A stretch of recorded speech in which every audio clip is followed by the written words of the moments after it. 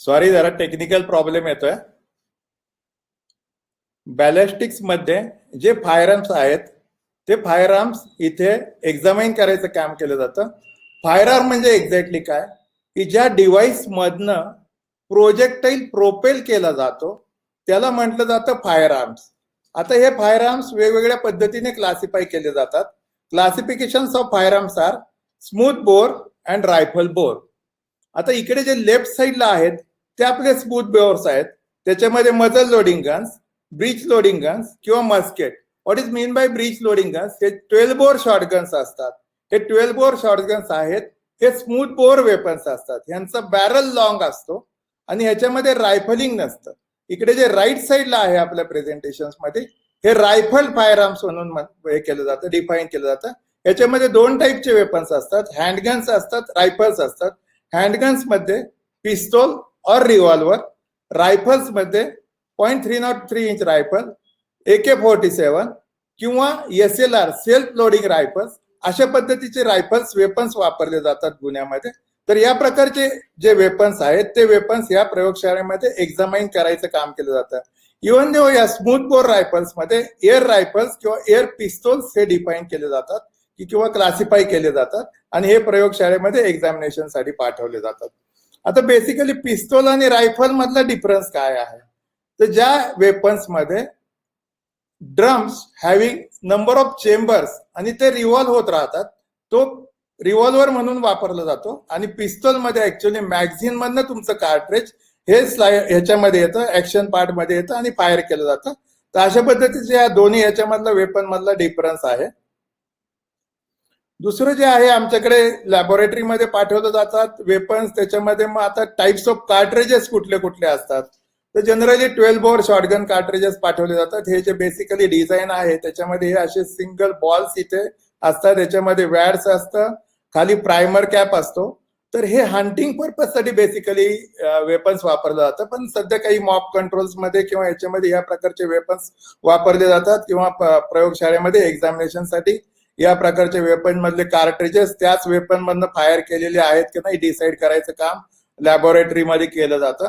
दुसरा जो टाइप्स आहे तो ह्याचा आहे की हँडगन किंवा रायफल मधला. मी आता तुम्हाला सांगितलं की जे हँडगन्स आहेत, पिस्तोल किंवा रिव्हॉल्वर, याच्यामध्ये छोट्या लेनचे कार्ट्रिजेस असतात. एक्झॅक्टली बरेच वेळा असं कन्फ्युजन होतं की बऱ्याच आयोजना किंवा बऱ्याच इन्व्हेस्टिगेशन एजन्सीमध्ये एक्झॅक्टली माहित नसतं की याच्यामधली बुलेट कुठली आहे, कार्ट्रिज कुठला आहे, एम्प्टी कार्ट्रिज सेल म्हणजे कशाला. हा जो पुढचा जो पोर्शन दिसतोय ह्याला आपण बुलेट म्हणलं जातं. हे क्युप्रोजॅकेटेड बुलेट असते किंवा लेड बेस कॉम्पोजिशन असतं. ह्या कार्ट्रिज मध्ये हा प्रॉपेलंट असतो. याच्या खाली हे जे आहे हे प्रायमर कॅप असते. ह्या प्रायमर कॅपवरती हॅमर स्ट्राईक झाल्यानंतर ह्याच्यामधलं जे कॉम्पोजिशन्स आहे हे प्रायमर कॉम्पोजिशन्स, ह्याच्यामधला फ्लॅश हा प्रॉपेलंट पेटवतो. Tremendous amount of pressure develop होतो आणि ते प्रेशर हा तुमचं बुलेट किंवा प्रोजेक्टाईल आहे तो पुढे ढकलतो आणि जो बॅरल मधनं बाहेर येऊन मग तुमच्या टार्गेटला हिट करत असतो. तर अशा पद्धतीचं काम केलं जातं. तर आता बॅलिस्टिक एक्झामिनेशनचं एक्झॅक्ट काम काय आहे, तर बॅलिस्टिक एक्झामिनेशन मध्ये घटनास्थळावरती मिळालेली बुलेट, घटनास्थळावरती मिळालेलं एम्प्टी कार्ट्रेज किंवा पुंगळी किंवा आपण म्हणतो त्याला कार्ट्रेज शेल, हा ह्याच वेपन मधनं फायर केला गेलेला आहे की नाही हे ठरवण्याचं काम आमचे बॅलिस्टिक एक्सपर्ट्स करत असतात. त्याच्यासाठी हे जे मागची माझी स्लाइड्स आहे, ह्या स्लाइड्स मध्ये हे लिंकेजचं काम केलं जातं की ह्या लिंकेजच्या ह्याच्यामध्ये सस्पेक्टेड वेपन विथ कार्ट्रेज कशा पद्धतीने लिंक करायचं असतं ते ह्याचं काम ह्याच्यामध्ये विभागामध्ये केलं जातं. तर ह्याच्यामध्ये क्लासिफिकेशन केलं जातं की स्लाइड्स खूप स्मॉल झाले, ठीक आहे. तर याच्यामध्ये जे रायफल्स असतात त्याच्यामध्ये रायफलिंग दिलं जातं. रायफल देण्यामागचा पर्पज हा असतो की तुमच्या बुलेट्सला वोबलिंग इफेक्ट नाही मिळाला पाहिजे, एका पर्टिक्युलर डिरेक्शननी ती बुलेट बाहेर पडली गेली पाहिजे. तर रायफल म्हणजे काय, तर त्याच्यामध्ये ग्रूज दिलेले असतात. जे ग्रूज स्पायरल ग्रूज असतात. स्पायरल ग्रूज आतमध्ये बॅरलमध्ये लेथ मशीनद्वारे किंवा मेकॅनिकली तयार केले जातात आणि त्याच्यावरनं मग ते बॅरलवरती इम्प्रेस केले जातात आणि त्याला म्हटलं जातं की रायफलिंग. जर आपण मजल एंड एखाद्या स्टँडर्ड वेपनचं पाहिलं तर त्याला असा टेपर आणि ग्रूज पोर्शन्स असतो. टेपर पोर्शन्स हा लँड असतो आणि खालचा जो पोर्शन त्याच्या शेजारचा असतो याला ग्रू म्हणतात. एक्झॅक्टली बुलेट ज्यावेळी फायर होत असते त्यावेळी काय होत असतं की बुलेट वरती ह्याचं इम्प्रेशन्स येतं किंवा ह्याची प्रिंट येते. ह्या बॅरलची प्रिंट येत असते. बॅरलची प्रिंट येते म्हणजे काय तर बुलेट वरती जो लँड असतो तो त्या बॅरलचा ग्रूज असतो. एक्झॅक्टली रिव्हर्स होतं बघा. जो बुलेट वरती येतो तो बॅरलचा ग्रूज लँड जो असतो तो बुलेट वरती ग्रू होतो. तर तो ग्रू आणि लँड ह्याचं एक्झामिनेशन करून टेस्ट फायर एक्झामिनेशन करून आमचे जे एक्सपर्ट्स आहेत ते ठरवत असतात की संबंधित वेपन ह्या याच्यामधनच फायर केलं गेलेलं आहे का. आता लँड टू लँड जो डिस्टन्स आहे ते त्या वेपनचं कॅलिबर असतं. मग it may B 0.303, 7.62 mm, 7.65 mm हा तो त्याचा कॅलिबर सांगत असतो त्या वेपनचा त्या ह्याच्यामध्ये. आणि दुसऱ्या हा जो माझा इकडचा जो पार्ट आहे त्याच्यामध्ये बुलेट्स आहेत. त्या बुलेट्स कशा पद्धतीने फायर केल्यानंतर त्याच्यावरती येणारे इम्प्रेशन्स आहे तो दाखवलेला आहे. याच्यावरती इथे जर आपण पाहिलं तर खूप पुसट दिसतंय मला वाटतंय, पण याच्यामध्ये हा जो कंपॅरिझन मायक्रोस्कोप असतो, हाय मॅग्निफाईंग लेन्सचे कंपॅरिझन मायक्रोस्कोप वापरले जातात ज्याच्यामध्ये प्रयोगशाळेमध्ये टेस्ट फाईड बुलेट ही सस्पेक्टेड बुलेट बरोबर कम्पेअर करून एक्झॅक्टली ठरवलं जातं की ही बुलेट त्याच वेपन मधनं फायर झालेली आहे की नाही. 360 अँगल मध्ये संबंधित ती जी सस्पेक्टेड बुलेट आहे ती पूर्ण फिरवली जाते विथ टेस्ट फायर बुलेट आणि त्याचं कम्पॅरिझन करून ठरवलं जातं की याच्यावरती असणारे lands and grooves, twist of lands and grooves किंवा स्ट्रिएशन्स मार्क हे त्या टेस्ट फायर बुलेट बरोबर मॅच होतात की नाही. आणि त्यानंतर ओपाइन केलं जातं की सदर बुलेट ही त्या वेपन मधनं फायर करण्यात आलेली आहे. याचबरोबर घटनास्थळावरती आपल्याला एमटी कार्ट्रेज सेल मिळतात किंवा firing pin impression empty cartridge shell वरती पाहिलं जातं. हे जे काही मार्क्स दाखवलेले आहेत इथले हे फायरिंग पिन इम्प्रेशनचे मार्क्स आहेत. तर सस्पेक्टेड कार्ट्रेज आहे किंवा सस्पेक्टेड एमटी कार्ट्रेज सेल आहे किंवा अनफायर्ड कार्ट्रेज सेल आहे. हे कार्ट्रेज सेल त्याच वेपन मधनं फायर केलं गेलं की नाही तपासण्याचं काम हे बॅलिस्टिक एक्सपर्ट कंपॅरिझन मायक्रोस्कोपच्या आधारे करत असतात आणि त्याच्यावरनं ते सांगतात की सदर एमटी कार्ट्रेज हे त्या वेपन मधनं फायर झालेलं आहे किंवा नाही. या पद्धतीचं काम फॉरेन्सिकचे हे जे एक्सपर्ट्स आहेत आमचे बॅलिस्टिक डिव्हिजनचे एक्सपर्ट ते लॅब्स मध्ये करत असतात. तर त्याच्यासाठी आणखी काय काय पद्धतीने काम केलं जातं बघा.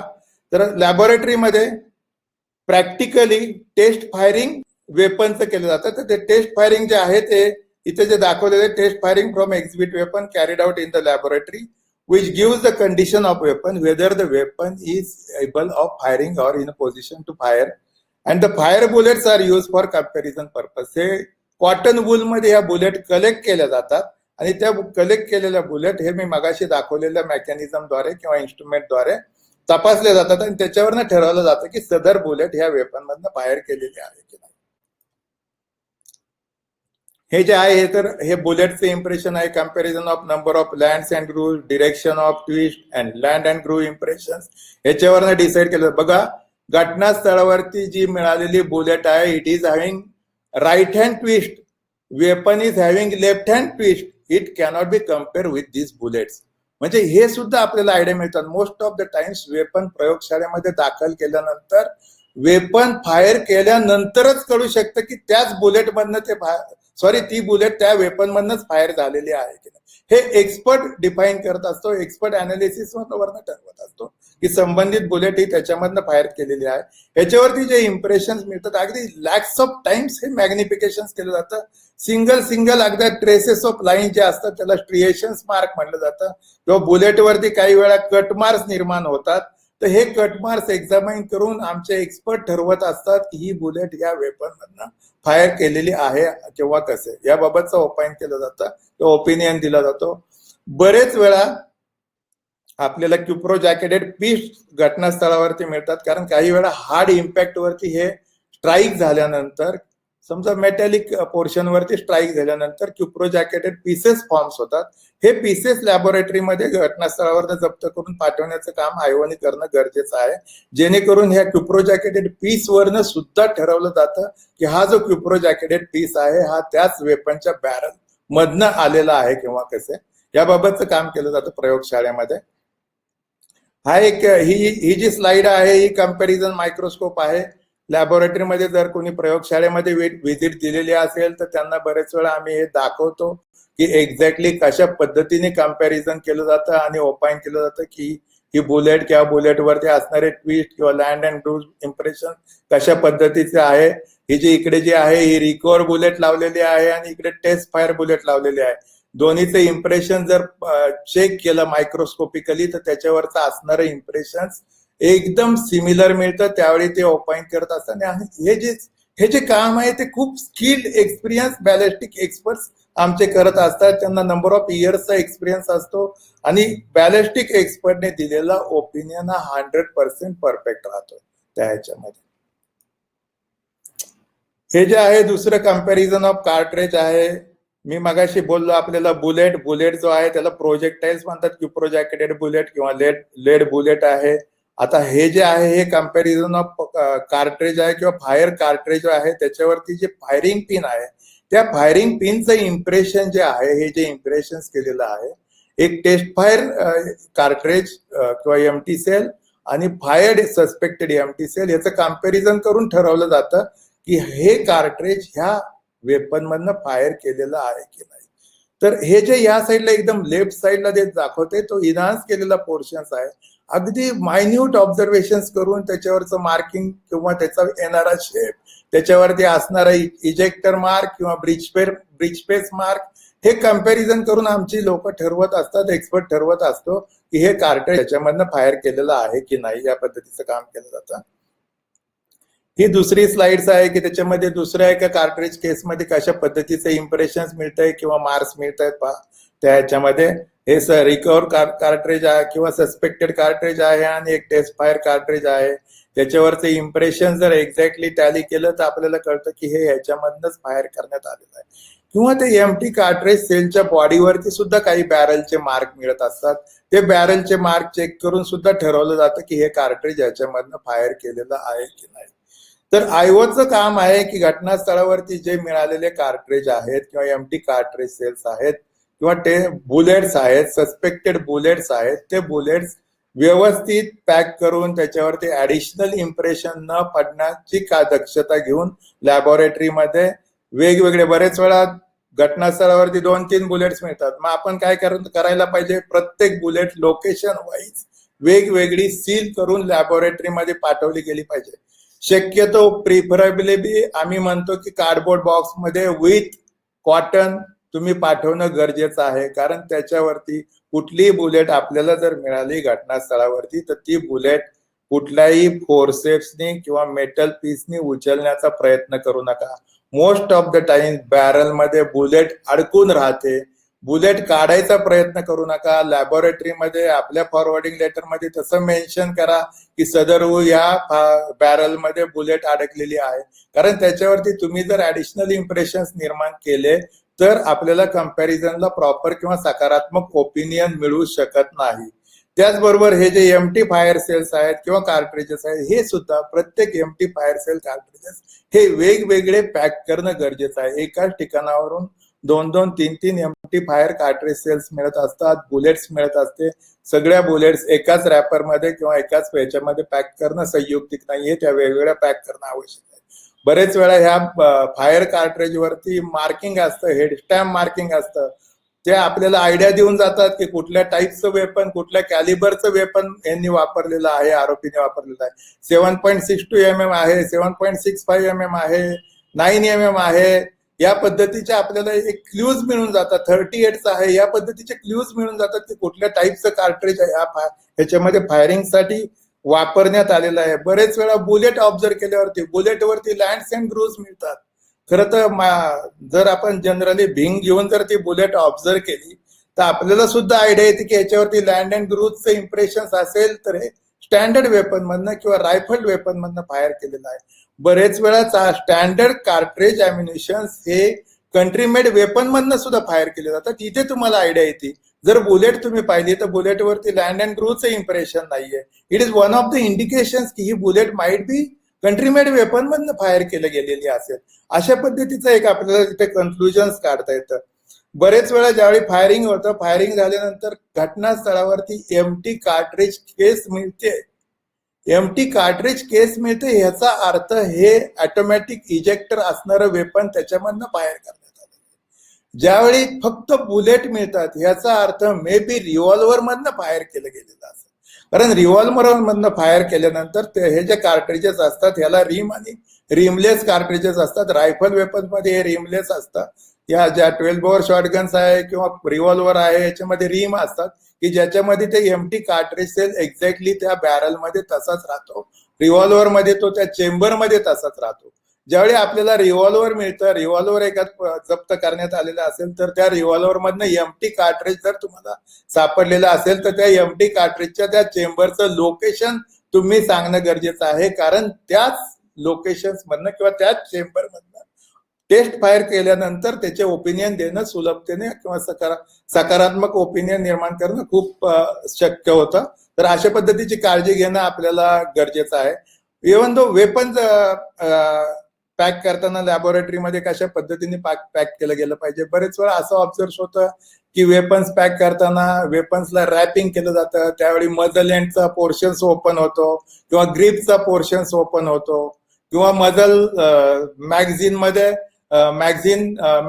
ह्याच्यामध्ये तसंच ठेवलं जातं. ते मॅगझिन सेपरेट केलं गेलं पाहिजे. मॅगझिन मध्ये असणारे कार्ट्रिजेस सेपरेट केले गेले पाहिजेत. बरेच वेळा लोडेड वेपन प्रयोगशाळेमध्ये दाखल केले जातात. काही वेळा आपल्याला जर शक्य नसेल तर त्या ह्याच्यावरती फॉरवर्डिंग लेटरमध्ये तसं मेन्शन करणं गरजेचं आहे की सदर वेपन मध्ये लोडेड कार्ट्रिजेस तसेच आहेत.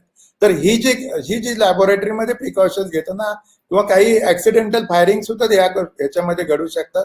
तर ही काळजी घेणं खूप गरजेचं आहे फॉरवर्डिंग लेटर पाठवताना. आणि ही जी वेपन्स आहेत ही वेपन जनरली क्लॉथ पार्सल्स मध्ये पाठवणं गरजेचं आहे की जेणेकरून क्लॉथ पार्सल्स हे इंटॅक्ट राहतं. आपण जर पेपर रॅपर्स मध्ये पाठवलं तर पेपर रॅपर्स मध्ये पेपर जर टॅम्पर झाला तर वेपन्स ओपन होतं. लॅबोरेटरीमध्ये दाखल करून घेताना अडचणी निर्माण होतात किंवा रॅपिंग व्यवस्थित नसल्यामुळे ते पार्सल प्रयोगशाळेमध्ये दाखल करून घेतलं जात नाही. बरेच वेळा सीलचा इंटॅक्ट नमुना त्याच्यावरती नसतो. जे सील तुम्ही वापरलेला आहे त्या सीलचा नमुना फॉरवर्डिंग लेटर मध्ये घेणं आवश्यक आहे. हा पुढे येईल टॉपिक किंवा आमचे बरेच वेळा जे सेशन झालेले आहेत त्याच्यामध्ये लोकांनी ह्या गोष्टीबद्दल उहापोह केलेला आहे. यानंतर एक जो आहे बॅलिस्टिकच्या याच्यामध्ये आता जो मी टॉपिक कव्हर केला, कारण बॅलिस्टिक्स खूप मोठं सेक्शन आहे, मी खूप डिटेल्स मध्ये जाणार नाही. तर लॅबोरेटरीमध्ये काय काम केलं जातं, घटनास्थळावरचं जे वेपन आहे ते आरोपीकडनं जप्त केल्यानंतर घटनास्थळावरती मिळालेली बुलेट, घटनास्थळावरती मिळालेले कार्ट्रेज, घटनास्थळावर मैताच्या बॉडीमधनं काढलेल्या बुलेट्स किंवा कार्ट्रेज बुलेट्स ह्या ज्या आहेत ह्या प्रयोगशाळेमध्ये दाखल इमिजिएट कराव्यात. वेपन सीज केल्यानंतर वेपन सुद्धा प्रयोगशाळेमध्ये दाखल करण्यात यावं. मोस्ट ऑफ द टाइम गुन्ह्यामध्ये असं ऑब्झर्व होतं की घटनास्थळावरनं फक्त बुलेट्स आणि कार्ट्रेज मिळत असतात, वेपन्स काही महिन्यानंतर सापडतं. तर त्यावेळी ते वेपन्स इमिजिएटली प्रयोगशाळेमध्ये दाखल करणं की जेणेकरून हा क्राईम सीन लिंक करणं सोयीस्कर होत असतं की ह्या ज्या वेपन्स आहेत हे वेपन्स या फायरिंग किंवा या इन्सिडेंट्स मध्ये वापरलं गेलेलं आहे की नाही. आता काही वेळा सुसाइडल होमिसाइडल एक्झॅक्टली काय कशा पद्धतीने डिसाईड केलं जातं याचा एक चार्ट किंवा टेबलर फॉर्म मध्ये मी रिप्रेझेंट करायचा प्रयत्न केलेला आहे की होमिसाइडल केसेसमध्ये काय होत असतं, सुसाइडल केसेसमध्ये काय होत असतं. विक्टिम्स आहे हा जनरली सुसाइडल केसेसमध्ये हा अडल्ट असतो, होमिसाइडल केसेसमध्ये ऑफ एनी एज असतो. Site of injury any part of the body. In suicidal cases, generally temple, center of forehead, roof of mouth, under the chin, front of chest, abdomen. Range of firing usually distant, generally close आणि contact. Suicidal range मध्ये close आणि contact firing होत असतात. Directions of firing any directions but it is consistent with the self firing. त्या पर्सनला जे suitable असेल त्या पद्धतीने तो फायरिंग करत असतो. नंबर ऑफ शॉट्स याच्यामध्ये होमिसाइडल केसेसमध्ये एनी असतात, पण या याच्यामध्ये जनरली 1 असतो. रेअर केसेसमध्ये पॉसिबिलिटी असते की हेजिटेड शॉट्स आपल्याला मिळू शकतात. Gunshot residue on hand of victim जर बघितलं आपण तर या होमिसाइडल केसेसमध्ये आरोपी जर इमिजिएट हे केलेलं असेल, पकडलेला असेल तर त्याच्या हातावरती गनशॉट रेसिड्यू मिळण्याचे चान्सेस असतात. पण सुसाइडल केसेसमध्ये ऑलवेज गनशॉट रेसिड्यू त्याच्या हातावरती मिळण्याचे चान्सेस असतात. फायर आर्म आहे generally not found at crime scenes but in suicidal cases generally present or may be taken by passer, अशा पद्धतीचे काही ऑब्झर्वेशन्स पण आपल्याला निर्माण होतात, किंवा जे वेपन्स आहे ते फर्मली हेल्ड केलेलं असतं सुसाइडल केसेसमध्ये. त्या ह्याच्यामध्ये हे जे आहे आता हे जे आहे हँडवॉश कशा पद्धतीने घेतला गेला पाहिजे. जनरली एखाद्या घटना घडल्यानंतर ते सुसाइडल आहे की नाही ठरवण्यासाठी त्याचा हँडवॉश तपासणं खूप गरजेचं आहे. हँडवॉशमध्ये गनशॉट रेसिड्यू GSR आपण म्हणतो ते त्याचे एलिमेंटल कॉम्पोजिशन त्याच्यामध्ये चेक करता येतं, किंवा हे जे प्रॉपेलर आहे तो प्रॉपेलरचा रेसिड्यू त्याच्यावरती मिळतो. तर या पद्धतीचं काम एक्झामिनेशन मध्ये हे केलं जातं. तर गनशॉट रेसिड्यू साठी जनरली आम्ही जी काही टेक्निक्स वापरतोय सध्या की जी EDXRF टाईप टेक्निक्स आहे त्याच्यामध्ये आपल्याला अँटीमनी, कॉपर, लेड याचे एलिमेंटल कॉम्पोजिशन किंवा बेरियम याचे एलिमेंटल कॉम्पोजिशन ट्रेस लेवलला PPM पार्ट पर मिलियन जरी कॉम्पोजिशनची लेवल असेल तरी डिटेक्ट करता येतं. तर यासाठी काही वेळा ड्राय स्वॅबिंग घेतलं जातं, किंवा आपल्याला ज्यावेळी उपलब्ध असेल त्यावेळी ऍसिडमध्ये स्वॅबिंग कलेक्ट केले जातात, किंवा हे काहीच अवेलेबल नसेल तर डिस्टिल वॉटरमध्ये स्वॅब्स घेतला जातो. आयओला जर या पद्धतीच्या गोष्टी माहिती नसतील तर त्यांनी मेडिकल ऑफिसरच्या मदतीने स्वॅबिंग करणं गरजेचं आहे, किंवा बॅलिस्टिक एक्सपर्टला कॉन्टॅक्ट करून त्या पद्धतीचं स्वॅबिंग करणं गरजेचं आहे आणि ते लॅबोरेटरीमध्ये पाठवणं गरजेचं आहे, जेणेकरून डिसाईड केलं जातं की हे सुसाइडलच केस आहे किंवा होमिसाइडल केसेसमध्ये तो अॅक्युज त्यावेळी तिथे इन्व्हॉल्व होता, त्यांनी फायरिंग केलं होतं, अशा पद्धतीचं लिंकिंग आपण करू शकतो किंवा हे करू शकतो. याचबरोबर यामध्ये कंट्रोल सॅम्पल सुद्धा इमिजिएटली पाठवणं गरजेचं आहे, की जे सॅम्पल्स तुम्ही घेतलेलं ड्राय स्वॅबिंगसाठी जर तो कॉटन घेतलेला असेल तर त्याचा एक कंट्रोल सॅम्पल्स, किंवा एखाद्या वेळी डिस्टिल वॉटर वापरला असेल तर त्याचा कंट्रोल सॅम्पल्स, ऍसिड उपलब्ध झालेला असेल तर ऍसिडचा कंट्रोल सॅम्पल्स लॅबोरेटरीमध्ये कम्पॅरिझन पर्पजसाठी पाठवणं गरजेचं आहे. टॉपिक खूप मोठा आहे, थोडंसं फास्ट घेतोय. कुठले टेक्नॉलॉजी वापरतात? बुलेट व्हेलॉसिटी मेजरमेंट केलं जातं, measurement of velocity of bullet, examination of distance of firing, stereo microscopic मी आता सांगितलं की बुलेट आणि एमटीज कम्पॅरिझन साठी एक वापरलं जातं, किंवा कम्पॅरिझन मायक्रोस्कोप वापरले जातात याच्यामध्ये. हे जे खाली इथे डिफाईन केलेलं आहे इंटिग्रेटेड बॅलिस्टिक आयडेंटिफिकेशन सिस्टीम, ही जी आहे ही ऍक्च्युली डेटा कलेक्ट करण्यासाठी वापरली जाते. ही खूप प्रिसाईज इन्स्ट्रुमेंट आहे की जेणेकरून तुमच्याकडे जर एखाद्या वेपनचा डेटा अवेलेबल असेल तर ते वेपन दुसऱ्या गुन्ह्यामध्ये वापरलेलं असेल किंवा यापूर्वी कुठल्या गुन्ह्यामध्ये वापरलेलं असेल आणि बुलेट आणि कार्ट्रेजचा डेटा जर आपल्याकडे उपलब्ध असेल तर या इंटिग्रेटेड बॅलिस्टिक आयडेंटिफिकेशन सिस्टीम मार्फत आपल्याला लिंक करता येतं की हे वेपन पूर्वी या गुन्ह्यामध्ये वापरलेलं होतं म्हणून, किंवा हे वेपन या गुन्ह्यांमध्ये वापरलेलं आहे, अशा पद्धतीचं हे काम करता येतं. सध्या या वेपन हे जे इन्स्ट्रुमेंट आहे हे इन्स्ट्रुमेंट ऍक्च्युली ऑफलाईनच वापरलं जातं, कारण ह्याला ऑनलाईन वापरणं थोडंसं डिफिकल्ट होत आहे. मोस्ट ऑफ द टाइम्स आपल्याकडे दाखल होणारी वेपन्स आहेत ही कंट्री मेड वेपन्स आहेत आणि स्टँडर्ड वेपनसाठी हे इन्स्ट्रुमेंट सुटेबल आहे. त्यामुळे हे integrated ballistic identification system standard वेपन्ससाठी डेटा कलेक्शन किंवा डेटा बँक प्रिपेअर करण्यासाठी वापरलं जाते. सेम IDEX सारखे मी आता तुम्हाला सांगितले की गनशॉट रेसिड्यू कॉम्पोजिशन डिटेक्ट करण्यासाठी वापरले जातात. त्या ह्याच्यामध्ये हा जो जनरल आमचा हे आहे की काय पद्धतीच्या गाईडलाईन्स आहेत त्या मी इथे डिस्प्ले केलेल्या आहेत. मी काही कव्हर करायचा प्रयत्न केलेला आहे माझ्या ह्याच्यानुसार की वेपन्स पाठवताना प्रयोगशाळेमध्ये नागपूर किंवा मुंबई लॅबोरेटरीला आपल्या आपल्या रिजन नुसार वेपन पाठवणं गरजेचं आहे. जप्त केलेले आर्टिकल्स आहेत ते डिफरंट आर्टिकल्स असतील तर डिफरंट पार्सल्स मध्ये पाठवणं गरजेचं आहे. जर काही तुम्ही त्याच्यावरती कपडे गोळा केलेले असतील तर ते कपडे खरं तर ड्राय करून पाठवणं गरजेचं आहे. कपड्यांवरती शॉर्ट होल्स असतात तर ते शॉर्ट होल्स ऍक्च्युली अशा पद्धतीने रॅप करणं गरजेचं आहे की त्या शॉर्ट होलचा दुसऱ्या शॉर्ट होलशी कॉन्टॅक्ट नाही यायला पाहिजे, किंवा सपोज शॉर्ट होल्स त्याच्यावरती असेल तर ते क्लॉथनी पिनअप केलं गेलं पाहिजे किंवा पेपरनी पिनअप केलं गेलं पाहिजे आणि लॅबोरेटरीमध्ये पाठवलं गेलं पाहिजे. बरेच वेळा मैताचे जे कपडे आहेत किंवा डिसीजचे विक्टिमचे जे कपडे आहेत ते कपडे वेगवेगळे पाठवले गेले पाहिजेत. त्याची पॅन्ट असेल, त्याचा शर्ट असेल, त्याचा बनियन असेल तर ते एकाच पार्सल मध्ये रॅप न करता वेगवेगळ्या पार्सल्स मध्ये पाठवणं गरजेचं आहे. त्याच्यामध्ये ब्रीफ हिस्ट्री आपल्या ह्याची देणं गरजेचं आहे. वेपन्स वरती काय मार्किंग्स असतील तर वेपनचे मार्किंग त्याच्यावरती डिफाईन करणं गरजेचं आहे. काही एमटी कार्ट्रेज सेल्स किंवा अम्युनिशन मिळाले असतील तर त्याच्यावरती असणारं मार्किंग आपण सांगणं गरजेचं आहे त्या ह्याच्यामध्ये. तर ही जी आहे जनरल प्रिकॉशनरी हे आहे की ह्या ह्याच्यामध्ये डूज अँड डोंट्स मध्ये हे मेन्शन्स करण्यात आलेलं आहे.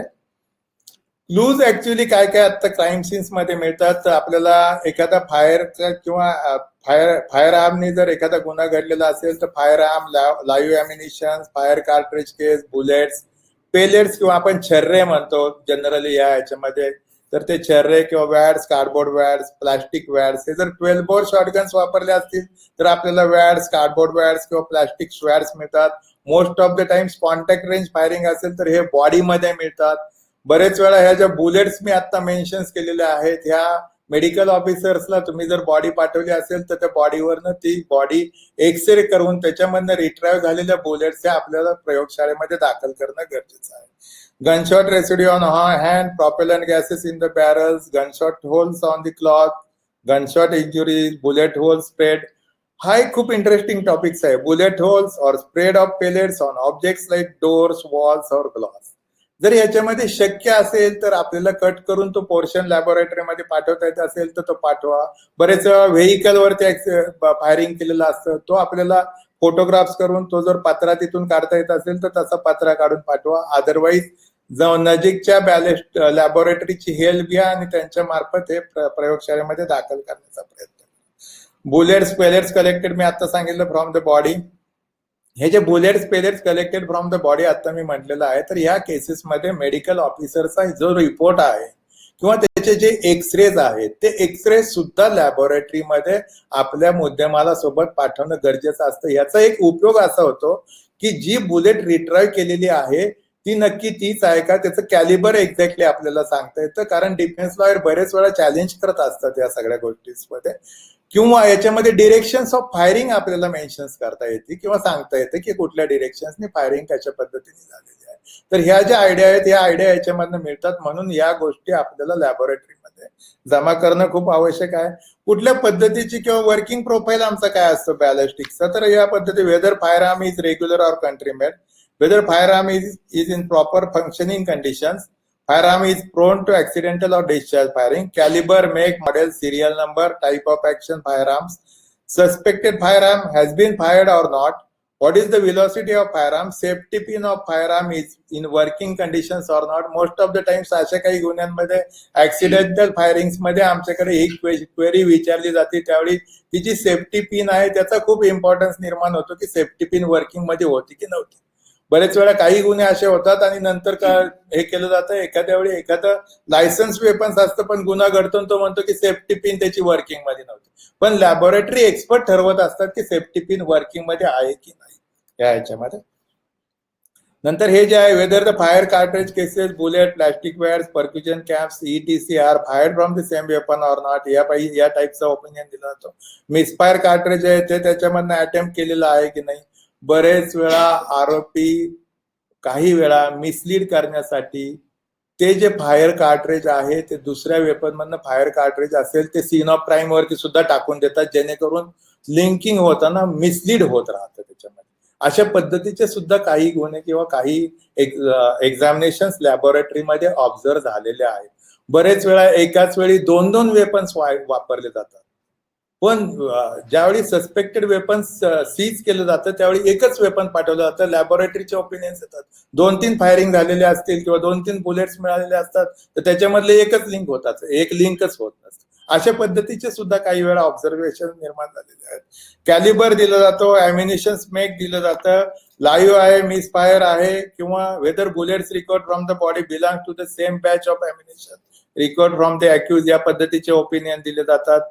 इंजुरीज वरती वुंड बॅलिस्टिक्स हा खूप मोठा टॉपिक आहे, मी खूप त्याच्यावरती डिटेल्स गेलेलो नाही. ऍक्च्युली मेडिकल ऑफिसर्स याच्यामध्ये काम करत असतात, ते पाठवत असतात. पण ज्यावेळी एखाद्या याच्यावरती जर फायरिंग झालेलं असेल आणि त्या पर्सनचे काही क्लॉथ्स अवेलेबल नसतील तर त्यावेळी फायरआर्म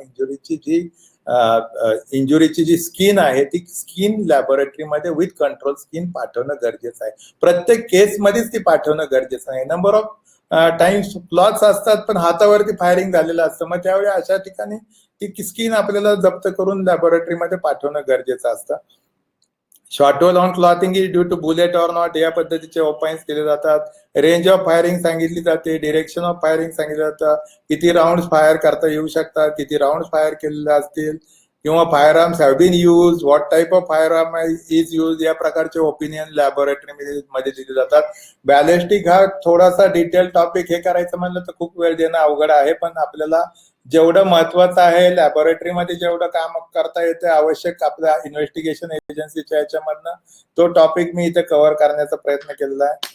दुसरा जो टॉपिक आहे आमचा हा क्राईम सीन मॅनेजमेंट आहे.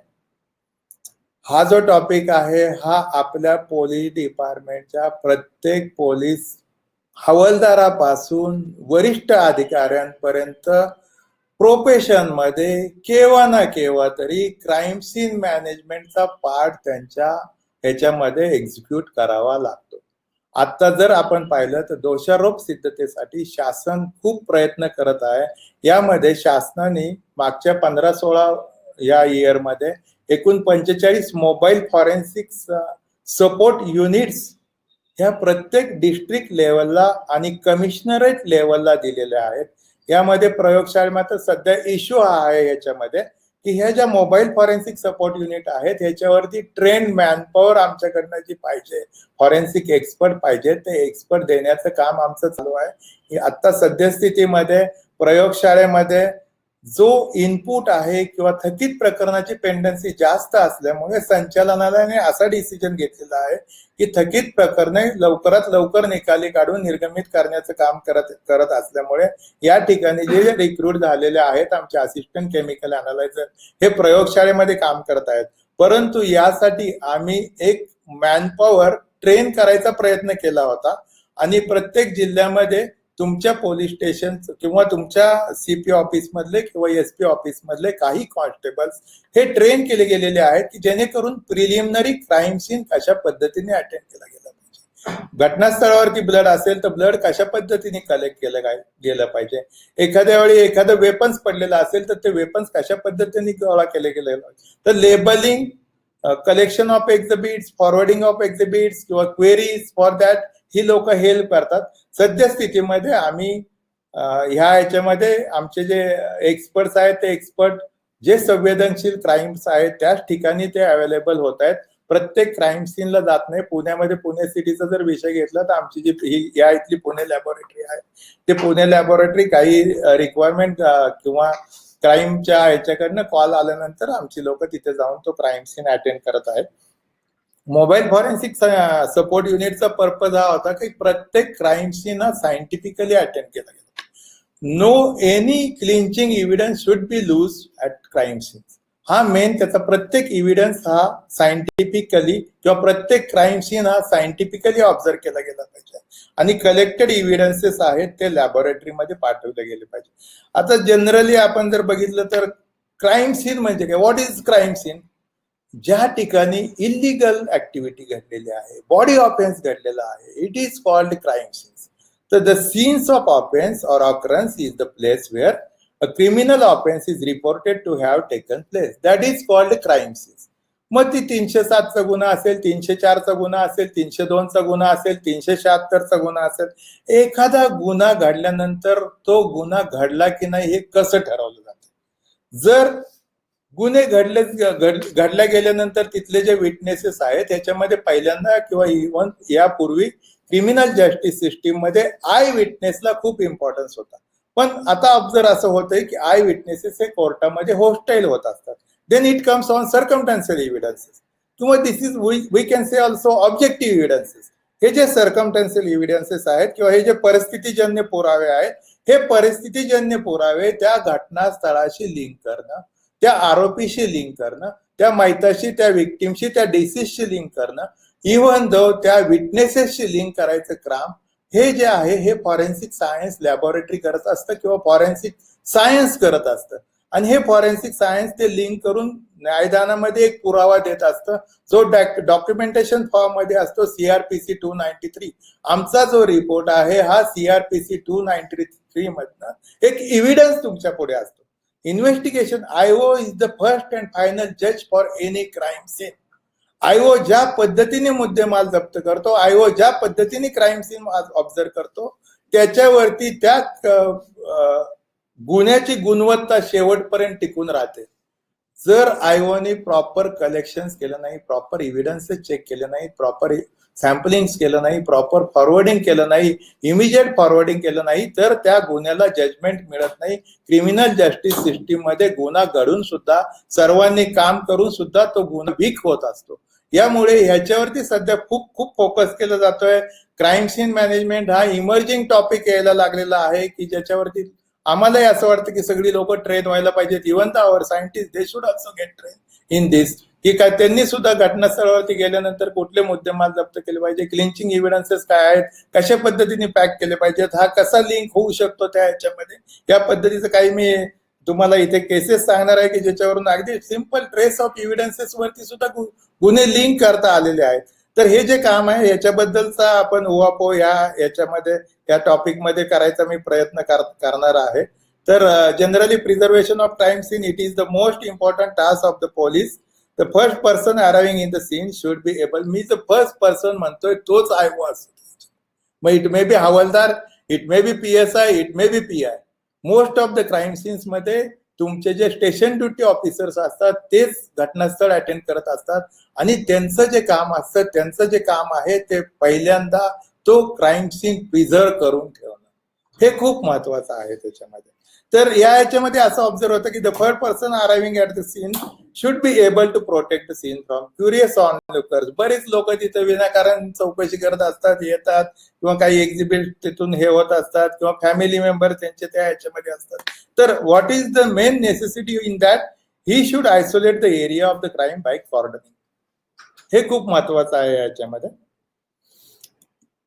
आता बघा, कुठलाही गुन्हा घडल्यानंतर फॉरेन्सिक सायन्सचे कुठले हे जे आता आम्ही तुम्हाला मागच्या 3-4 सेशन मधनं सांगतोय, वेगवेगळे विभाग आहेत.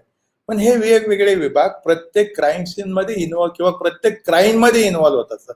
हे एक रिप्रेझेंटेशन आहे माझं की एका ठिकाणी हॉटेलमध्ये गुन्हा घडलेला आहे, त्याला स्टॅब इंजुरी दिसतेय, नंतर तिथे काही बॉटल्स दिसत आहेत, काही रायटिंगचा मॅटर्स दिसतोय किंवा एखाद्या वेळी फिंगरप्रिंट इम्प्रेशन्स काही तिथे आर्टिकल्स आहेत त्याच्यावरती मिळतंय, हँड रायटिंग आहे.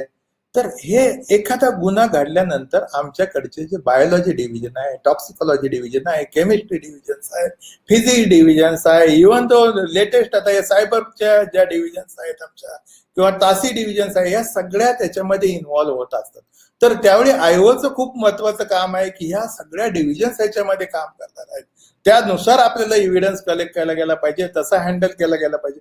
आता अगदी सिंपल एक्झाम्पल्स मी तुम्हाला सांगतो की फिंगरप्रिंट एखाद्या याच्यावरती आहे आणि तो जर तुम्ही बेअर हँडल जर ते गोष्ट हँडल केली तर तुमचे फिंगरप्रिंट इम्प्रेशन त्याच्यावरती येणार आहेत. म्हणून आयओने काय करायला पाहिजे की त्यांनी त्याचे ग्लोव्ज घालणं त्यावेळी कलेक्शनच्या वेळी खूप महत्वाचं आहे. किंवा आता हा जो क्राईम सीन्स आहे हा जो दाखवतोय याच्यामध्ये बघा, बायोलॉजी, सिरोलॉजी, DNA डिव्हिजनचं काम आहे. इथे एखादी बॉटल दिसते, त्याच्यामध्ये केमिस्ट्री, टॉक्सिकोलॉजीचं काम आहे. इथे काही फुटप्रिंट्स निर्माण झाल्यात, फिजिक्सचं काम त्याच्यामध्ये इन्व्हॉल्व्ह झालेलं आहे. हँड रायटिंग एक्सपर्ट आहे, एखादं पेपर चीट मिळतंय त्याच्यावरती लिहिलेलं आहे, नक्की या डिसीजने लिहिलेलं आहे का, आणखी अक्यूज होते, एक अक्यूज होता का, 2 अक्यूज होते, या पद्धतीचं काम याच्यामध्ये केलं जातं. फिंगरप्रिंट इम्प्रेशन्स वरनं त्याच्यावरती आयडिया येऊ जाते की इथे कोणी आलेलं होतं का. हे तर ह्या पद्धतीचं काम या विभागामधनं केलं जातं. ते जनरली मला जे असं वाटतं की नंबर ऑफ इयर्स माझा एक्सपिरियन्स आहे, प्रत्येक पोलीस स्टेशन्सकडे काही प्रिसाईज किट्स मधलं सामान असणं गरजेचं आहे की ज्या किट्स मध्ये हँडग्लोव्ज असलेले पाहिजेत, फोटोग्राफीसाठी कॅमेरा असला गेला पाहिजे, स्केल असलं गेलं पाहिजे, दिशादर्शक होका यंत्र असलं गेलेलं पाहिजे. घटनास्थळावरती गेल्यावरती उत्तर दिशा आहे का दक्षिण दिशा आहे, पूर्व दिशा आहे का पश्चिम दिशा आहे. आपण जर चुकून त्या ह्याच्यामध्ये पंचनाम्यामध्ये दिशा जरी बदलल्या, डिफेन्स लॉयर ती केस पूर्ण वीक करायचा प्रयत्न करत असतो. आपण एखाद्या वेपनचा स्केल घेऊन फोटो काढलेला असेल तर ती केस आणखी स्ट्रॉंग व्हायला सुरुवात. तर हे जे आहे हे मला यामध्ये आपल्याला सूचित करायचं की या ज्या काही गोष्टी आहेत, असॉर्टेड तुमच्याकडे पेपर्स असले पाहिजेत, असॉर्टेड बॅग्स असल्या पाहिजेत, असॉर्टेड ग्लास वाईज असल्या पाहिजेत. बघा, काही वेळा घटनास्थळावरती लिक्विड सॅम्पल्स पडलेलं असतं, मग लिक्विड सॅम्पल्स कशा पद्धतीने पिकअप करायचं, अगदी सिंपल गोष्टी आहेत. आपण जर बघितलं किंवा आपण शाळेमध्ये असताना ते एक ड्रॉपर वापरतो पेन मध्ये शाई भरण्यासाठी, तशा पद्धतीचे ड्रॉपर्स खरं तर मार्केटमध्ये अवेलेबल असतात. हे जर आपण ड्रॉपर्स आपल्या जवळ ठेवले तर या पद्धतीच्या गुन्ह्यांमध्ये इमिजिएट ते सॅम्पल्स कलेक्ट करून एखाद्या वाईल मध्ये क्लीन टेस्ट ट्यूब मध्ये टाकण्याचं काम करता येतं. ब्लड असेल तर अगदी सिंपल, आम्ही बरेच वेळा म्हणतो कॉटन स्वॅब्स वरती ब्लड घेऊ नका, बँडेज कॉटन जे असतं त्याच्यावरती घ्या, कारण कॉटन स्वॅब वरती जर एअर सर्क्युलेशन प्रॉपर नाही तर फंगस किंवा डिसइंटिग्रेशन सेल्स व्हायचे चान्सेस जास्त असतात. पण बँडेज कॉटेज जर आपण पाहिलं तर त्याच्यामध्ये चाळणीसारखी हे असती आणि त्यामुळे ते लवकर ड्राय होतं आणि जेणेकरून आपल्याला रिझल्ट जे आहेत ते लॅबोरेटरीमध्ये चांगल्या पद्धतीने मिळत असतात. तर हे जे आहे हे मी जनरल आपल्याला सांगितलं की या पद्धतीचं आपण प्रयोगशाळेमध्ये आमच्या लोकांशी पण संपर्क साधा, बरेच वेळा काय पद्धतीचे आपल्याला सॅम्पलिंगसाठी हे असायला पाहिजेत हे सुद्धा आयडिया ते डिस्कशन्स मध्ये आपल्याला देत राहतील. तर क्रिमिनल इन्व्हेस्टिगेशन्स मध्ये काय केलं जातं, where is the crime scene, when was the crime scene committed, why was the crime scene committed, motive of crime scene, what is the modus of operandi, या पद्धतीचं काम या क्रिमिनल इन्व्हेस्टिगेशन मध्ये किंवा क्राईम सीन अटेंड करताना केलं जातं. ही जे आहे जनरल आमची हे आहे की dos and don'ts, visit the crime scene at the earliest, do not make delay to visit the crime scene किंवा प्रिझर्व द क्राईम सीन, आता मी सांगितलं avoid crowding at the crime scenes. हे जे आहे हे मी जनरल आता क्राईम सीन मॅनेजमेंट मध्ये काय काय जे हे आहेत त्याच्यामध्ये क्राईम सीन म्हणजे घटनास्थळ, व्हिजिट क्राईम सीन, गुन्हास्थळाला त्वरित भेट द्या, गुन्हास्थळाचं संरक्षण करा. बघा crime scene generally these are of two types, internal or external. Internal म्हणजे लिमिटेड क्राईम सीन, एक्सटर्नल म्हणजे अनलिमिटेड क्राईम सीन. आता what is mean by internal crime scene, मग एखादा गुन्हा घरामध्ये घडलेला आहे, it is called internal crime scene. एखादा ओपन स्पेस मध्ये घडलेला आहे, मग त्याच्या तिथे तुम्हाला एव्हिडन्स मिळायचे चान्सेस खूप वेगवेगळ्या ठिकाणी असतात. बघा बॅलिस्टिकच्या केसेस मध्ये आमच्या लोकांनी असं ऑब्झर्व केलेलं आहे की 100 मीटर वरती सुद्धा तुम्हाला बुलेट्स मिळते. तर त्या ठिकाणी मग हा झाला एक्सटर्नल क्राईम सीन्स. ज्यावेळी फायरिंग झालेलं आहे, बॉडीमध्ये बुलेट मिळत नाहीत, राऊंड मिळत आहेत, 2 राऊंड तुम्हाला तिथे दिसत आहेत, याचा अर्थ 2 बुलेट फायर झालेले आहेत. घटनास्थळावरती एक बॉडीमध्ये आहे, एक मिळत नाही, याचा अर्थ एक त्या क्राईम सीनवरती तिथे पडलेली आहे. तर हे शोधायचं काम आपलं आहे. हा जो आहे फोटोग्राफी, ड्रॉइंग काढणं किंवा नोटिंग करून ठेवणं क्राईम सीनचं, हे अगदी अगदी महत्वाचं आहे, इम्पॉर्टंट आहे. बरेच वेळा आपण आयओस तिथे गेल्यानंतर इमिजिएट रेस्क्यू ऑपरेशन चालू होतं किंवा एकदम पॅनिक होऊन जातो. मग ते फोटोग्राफ्स आपणच घ्यायच्या अगोदर तो संरक्षित जर केला नसेल तर काही वेळा आपल्या सुद्धा फुटप्रिंट तिथे ऍडिशनल निर्माण होतात किंवा आपण सुद्धा काही टॅम्परिंग आपल्यामुळे होऊ शकतं. तर ह्या गोष्टी खूप इम्पॉर्टंट आहेत की फोटोग्राफी करणं, ड्रॉइंग करणं, नोटिंग करणं, त्याचं पूर्ण पहिल्यांदा क्राईम सीनची माहिती करून घेणं आणि नंतरच कलेक्शन्स कडे जाणं. ह्या गोष्टी खूप महत्वाच्या क्राईम सीन मॅनेजमेंट मधल्या आहेत. Searching of crime scene, physical evidences, circumstantial evidences काय काय आहेत या पद्धतीच्या याच्यावरती. अगदी बघा काही घटनास्थळावरती साधं बटन सुद्धा मातीमध्ये पडलेलं असतं, पण तो एक इव्हिडन्स असतो. एक केस पुण्यामधली आम्ही आता मध्यंतरी केलेली होती, it was the clinching evidence. बटनवरती ती केस कन्व्हिक्शनला गेली. आरोपी सापडल्यानंतर आरोपीने एका मुलीला सेक्शुअल ऍसेट केलेला होता आणि तिचा मर्डर झालेला होता, पण त्या झाटापट्टीमध्ये त्या घटनास्थळावरती त्या आरोपीच्या शर्टाचं बटन मिळालेलं होतं. हे शर्टाचं बटन ज्यावेळी आमचे एक्सपर्ट त्या ठिकाणी गेलेले होते, त्या एक्सपर्टनी ते बटन हे केलेलं होतं, लिफ्ट केलेलं होतं. इनिशियली आरोपी सापडलेला नव्हता. ज्या ह्याच्यानंतर 15-20 दिवसानंतर तो आरोपी सापडला, त्याचे कपडे जप्त करण्यात आले. त्यावेळी त्याच्या कपड्यावरती किंवा दुसरे कुठलेही इव्हिडन्स नव्हते. No eye witness was there. This clinching evidence जो लिंक करत होता की ह्या आरोपीचा प्रेझेन्स त्या ठिकाणी होता आणि त्याच्यावरती ती केस कन्व्हिक्शन्सला गेलेली होती. तर अशा पद्धतीचं काम जे ट्रेस इव्हिडन्सेस असतात करत असतात. त्या ह्याच्यामध्ये काही जे इव्हिडन्सेस आहेत ते इव्हिडन्सेस विभागनुसार मी डिफरन्शिएट करायचा प्रयत्न केलेला आहे. विसेर आता तुम्हाला सांगितलं की बॉडी पार्ट्स असतात. टॉक्सिकॉलॉजी डिव्हिजन्स मध्ये आम्ही तपासत असतो. Hazardous substance, insecticide, plant Poisson's. बघा कंटेनर तिथं मिळतं आपल्याला, एखादा कंटेनर मिळतं, कंटेनरचं टोपन आहे. बरेच वेळा मोस्ट ऑफ द टाइम्स 2-3 दिवसानंतर जर आपण कंटेनर सीज करायचा प्रयत्न केला तर कंटेनरचं लिक्विड त्यामधलं ड्राय पण झालेलं असतं. पण जर त्या कंटेनरचं लीड त्या ठिकाणी सापडत असेल तर त्या लीड मध्ये काही ग्रूज असतात, त्याच्यामध्ये ते लिक्विड ट्रॅप होऊन जातं आणि किंवा त्याच्यावरती जे एखादं कार्डबोर्डचं काही हे असेल आतमधल्या साईडला पॅकिंग, इनर पॅकिंग, त्याच्यावरती ते इन्सेक्टिसाइड असतं. त्याच्यावरनं सुद्धा क्राईम सीन किंवा घटनास्थळ आपल्याला लिंक करणं सोपं पडतं. पॉयझनस प्लांट्स आहेत, पॉयझनस गॅसेस आहेत किंवा व्हेरियस केमिकल्स आहेत, टॅबलेट्स आहेत, फूड सबस्टन्सेस आहेत, कंटेनर्स आहेत. कंटेनर्स वरनं सुद्धा क्राईम सीन डिटेक्ट करायचं काम किंवा घटना लिंक करायचं काम बरेच वेळा हे झालेलं आहे. एक केस होती पुण्यामधली IT याच्यामधली की त्याच्यामध्ये एका इंजिनियरने कॉग्निझंट म्हणून एक मोठी कंपनी पुण्यामध्ये आहे की ज्याच्यामध्ये इंजिनियरने तिथे एक पॉइझन त्याच्या बॉटलमध्ये घेऊन गेलेला होता. आयवॉज खूप इंटेलिजंट होते. त्या इंजिनियरनी काय काय ऍक्टिव्हिटी केल्या त्या दिवसाच्या त्यांनी पाहिलं तर तो एका पॉइझनसाठी तो त्याच्या लॅपटॉपवरती जे आमच्या एक्सपर्टने हे माहिती काढून दिली की त्या लॅपटॉपवरती त्यांनी ह्या पॉइझनची माहिती घ्यायचा प्रयत्न केलेला आहे. ज्यावेळी त्याचं लॉकर चेक केलं त्याच्या लॉकरमध्ये हे पॉइझन आम्हाला मिळालेलं होतं. हे पॉइझन ऍक्च्युली आम्हाला ज्यावेळी त्याच्या बॉडीमध्ये पॉइझन मिळतंय त्यावेळी मग आम्ही त्यांना रेफरन्स दिला की बा ह्यानी इंजिनियरनी त्या काहीतरी पॉइझन घेतलेलं आहे. पण तो इंजिनियर आतमध्ये आलाच कसा, सॉफ्टवेअर इंजिनियर दुपारपर्यंत तो काम करत होता म्हणजे त्याच्याकडे पॉइझन कुठून आलं हा सगळा विषय तपासाचा निर्माण झाला. त्यानंतर या गोष्टी पुढे पुढे सरकत गेल्या तर त्याच्या कबर्डमध्ये त्यावेळी आम्हाला पॉइझन मिळालेलं होतं. अशा पद्धतीचं डिटेक्शन किंवा इव्हिडन्सेस मिळू शकतात. हे जनरल अंमली पदार्थाचे इव्हिडन्स आहेत. याच्यामध्ये आपल्याला बरेच वेळा आता मागच्या प्रेझेंटेशन मध्ये मी सांगितलेलं आहे सध्याचा तर खूप ज्वलंत विषय आहे. मेट्रोपॉलिटन सिटी आहे तिथे तर जास्तीत जास्त केसेस ह्या अंमली पदार्थाचे येतात किंवा डेंजरस ड्रग्सच्या आहेत. पण आपल्या रुरल एरियामध्ये ज्या आहेत त्या ब्राऊन ह्याच्यामधल्या जनरल जर ऑब्झर्व होत असेल तर चरस गांजाच्या किंवा थोड्याफार प्रमाणात ब्राऊन शुगरच्या केसेस आपल्या ह्याच्यामध्ये दाखल होतात. तर अशा पद्धतीचे सॅम्पलिंग असतील तर ते सॅम्पलिंग व्यवस्थित पॅक करून इमिजिएट प्रयोगशाळेमध्ये दाखल करणं, त्याचं वजन लिहिणं, पंचनामा व्यवस्थित करणं, चान्स ऑफ कस्टडी त्या अॅक्युजला देणं, या बऱ्याचशा गोष्टी आहेत की ह्या आपल्याला सुद्धा माहिती आहेत. पण मी याचा खूप इथे उहापोह करत बसत नाहीये कारण वेळ खूप कमी आहे. तर या पद्धतीच्या NDPSच्या केसेस आहेत की या NDPSच्या केसेसमध्ये सॅम्पल पाठवणं गरजेचं आहे. वेपन्स मध्ये नाईफ आहे, स्वॉर्ड आहे, ऍक्स आहे, स्टिक आहे, स्टोन आहे.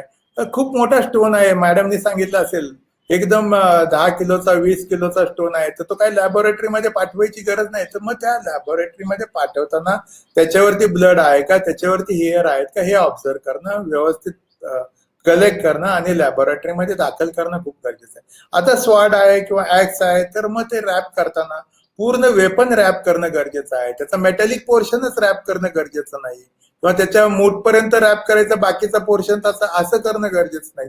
तर टोटल वेपन जे आहे ते तुम्ही रॅपिंग करणं किंवा क्लॉथ रॅपिंग करणं खूप इम्पॉर्टंट आहे. बॅलिस्टिकचे इव्हिडन्सेस बद्दल मी आता बोललो, एक्सप्लोजिव्ह बद्दल पण आहेत की IEDs आहे, BDDS स्क्वॉड कडनं आपण पाठवणं गरजेचं आहे.